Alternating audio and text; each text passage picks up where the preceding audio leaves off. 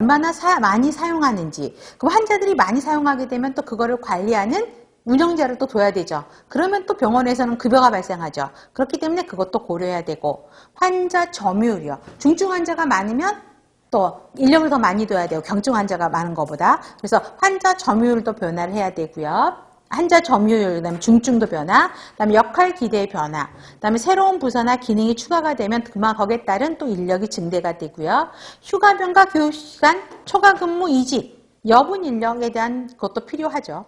그다음에 인력 모집 비용, 그다음에 신규 오리엔테이션 비용, 이런 것까지도 다 인력 예산에 고려해서 넣어야 되는 거니까 이건 흐름으로 정리하시면서 이런 것까지 고려해서 인력 예산을 짠다라고 생각을 하셔야 됩니다. 다음에 나오는 게 자본 지출 예산입니다. 자, 기업번에서도 문제가 많이 나오는 게 핵심 단어 1년 이상이에요. 그래서 1년 이내 내는 게 아까 운영 예산이고 1년 이상 그죠? 장기적으로 실현될 가능성이 있는 투자에 대한 거는 자본 지출 예산이고요. 그 다음에 니은 디귿번 이거 발표하세요. 특히 니은번은 2000년도 서울시 문제에서 나왔었고요. 자본 예산은 생각보다 시험 문제 굉장히 많이 나왔어요. 자, 중요한 물품 구입 이 말 들어가야 되고 프로젝트 여러분 프로젝트는요 조직의 존폐를 결정한 가장 중요한 사업을 프로젝트라고 이야기를 하거든요.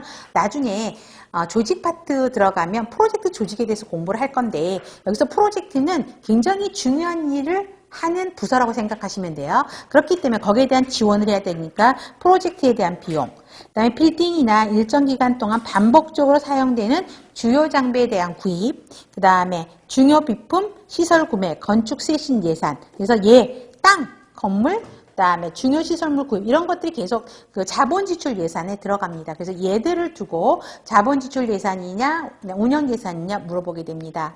그 다음에 장단기 유서 이걸 구별할 필요는 없어요. 그냥 1년 초과 품목, 그 다음에 CT나 스캔 같은 경우는 굉장히 가격이 비싼 가격이고 자 여러분 CT나 스캔을 구입하면 바로 수익이 나던가요?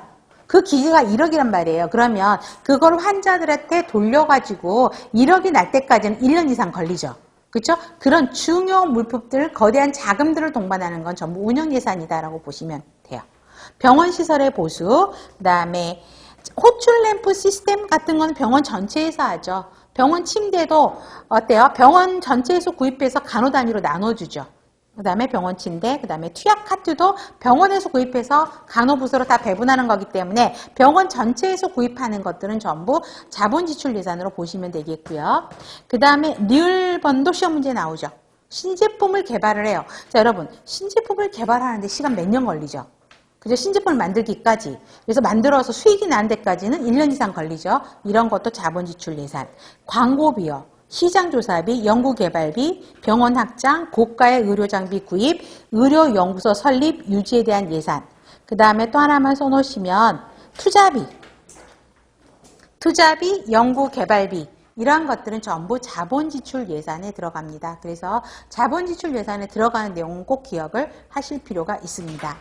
다음에 현금 예산은 거의 나오지는 않는데 자 니은번 보세요. 운영예산, 인력예산, 자본지출 예산도 있어야 되지만 병원은 현금도 가지고 있어야 되죠. 그래서 물론 시설의 전이와 확대되면 자본지출 예산인데 갑작스럽게 하게 되면 현금도 갖고 있어야 돼요. 얘도 그래서 그렇고 예상치 않았던